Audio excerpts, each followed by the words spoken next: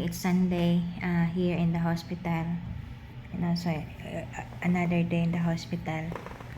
So Terence is already so yesterday he's out of oxygen, and last night he's out of oxygen because tomorrow the doctor will discharge us because the other night he got fever, so that's why he was being observed on his fever if come back or if he's still gonna have a fever within 24 hours.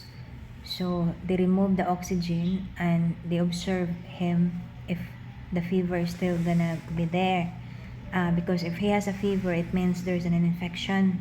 And yesterday they changed the IV, his 2 IV in his left and right hand, because it might be the other cause of his fever, the needle that it's blended, it bend.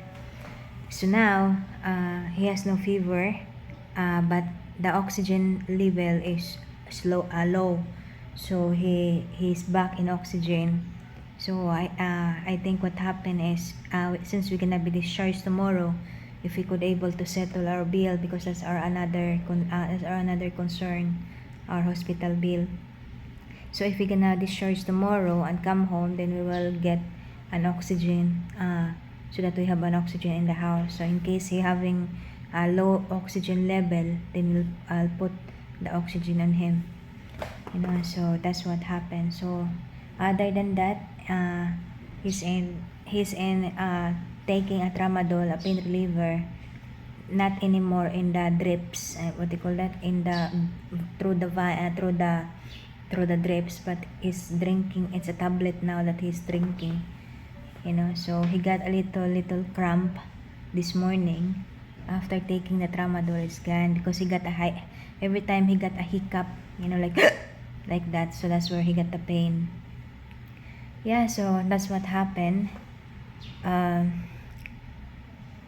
We are look forward and hoping we could come home tomorrow, so again, thank you so much for all your prayers. Thank you so much for following this rough road journey that we have at the moment, so that's the update. Looking forward to